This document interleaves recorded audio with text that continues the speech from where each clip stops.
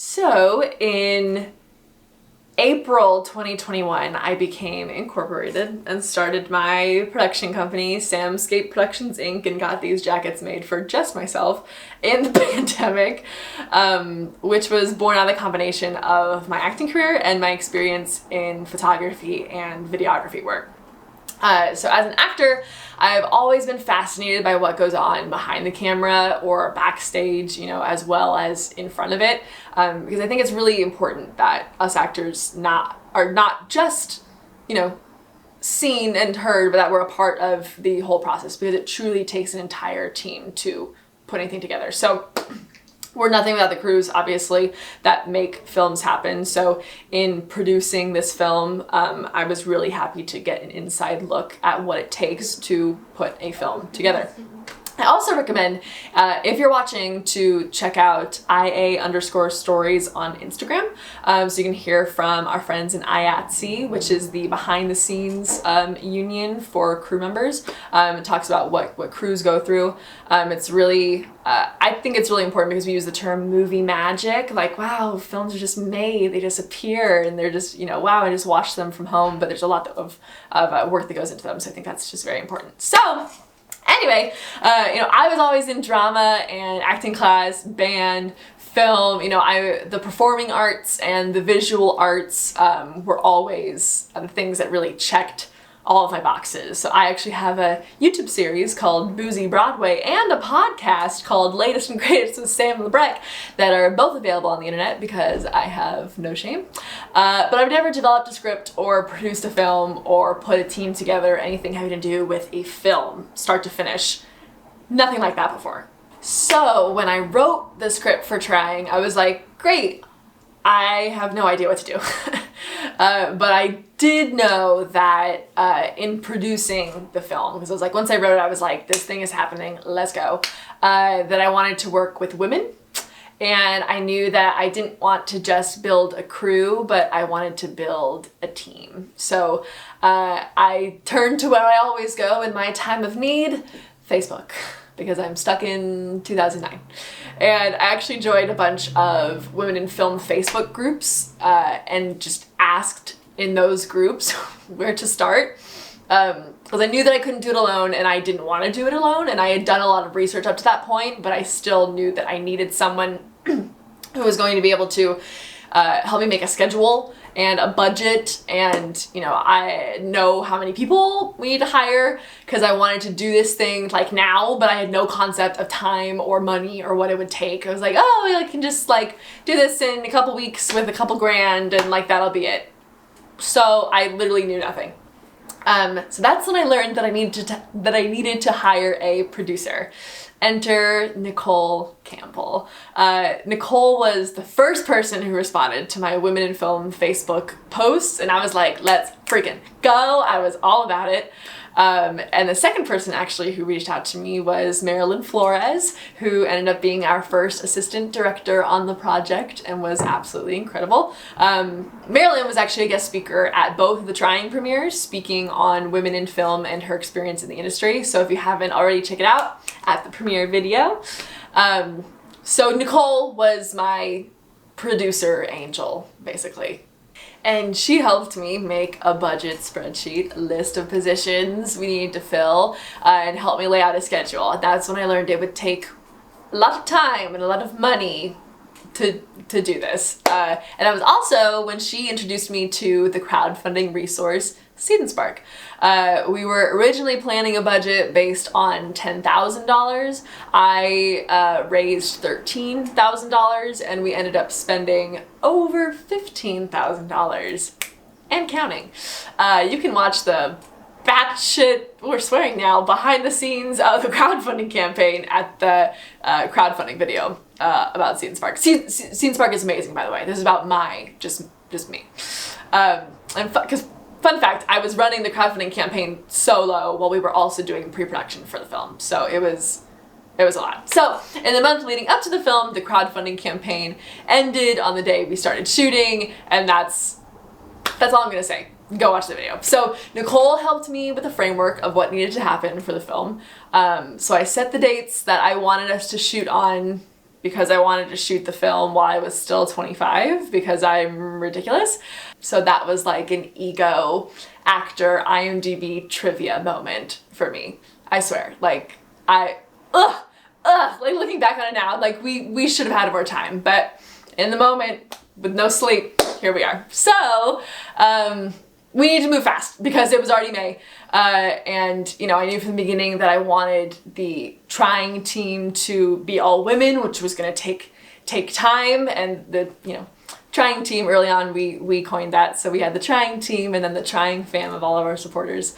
And that was because I had also never worked on a majority woman set, let alone an all woman set. Like I could literally count on my hands, like how many women directors and DPs I've ever worked with. And two, with having a women team, you know, the roots of the story were in representation of women. So as the debut for my production company, I really wanted that to be a part of it. And Nicole was totally on board and had connections from other sets that, you know, she had worked on. So away we went. Total, we got at least, honestly, like in the hundreds of applications for women who wanted to work on the film. Like my mind was like blown. I was like, y'all sure? Like my little baby, like, whoa. But I think the fact that it was written by a woman and it was, you know, being produced by women and it was posed as a very woman-centric project that also dealt with mental health and was a dramedy, was just a big selling point for people. And I was literally honestly floored by how many women and non-binary people in all positions wanted to work from different states. They were willing to work in different positions, like adjust their rates. Like I was like, what is happening? I had friends who reached out to me who I went to school with, were like, hey, I heard you have a production company, want to give me a job? And I was like, I'm a whole ass CEO right now. Like this is insane. It was really just like humbling and just really, really amazing. Like I was like, honestly, I was just so grateful that there were so many people that wanted to work on it. I was like, we're doing this. Like this is happening. There were a lot of women who were willing to work for free on the project, which was very generous and amazing. But at the end of the day, you know, every person was paid that worked on the set because that was just really important to me, especially being the first film of the company. You know, I want to lay the groundwork for the future. So honestly, that's why we spent as much money as we did. You know, I look at the number, like I mentioned, like $15,000. I'm like, whoa, that's so much money. Like Jason Blum is out here making these blockbuster hits with that much money, but like I'm not trying to run my sets like Jason Blum. Fight me, Jason Blum. So we, you know, gleaned through everyone. We like got our team together and like we built the trying team. And it took us honestly from the day we met, which was I think in like May 2021, until the day before we started shooting, which we started shooting on July 22nd, to just like fill all the positions that we needed. There were lots of ups and downs, y'all. Like we had people who signed on and had to leave the project, or some prospects, but then we went in different, you know, directions. Like there were like, or just like location, or like there were just so many different factors. So in the final like few days before shooting, I was like, I was doing the like final push to get the money for the shoot, and then Nicole was doing the final push to like find our team members. It was so stressful because most of this was also being done remotely. Like through all of this, Nicole and Marilyn were actually both out of state, or Nicole was out of state, Marilyn lived in NorCal. We had a ton of team members from NorCal, so they like all drove down like for the shoot. It was amazing. So they're like putting paperwork together and shooting schedules together, and I was doing, you know, location scouts, which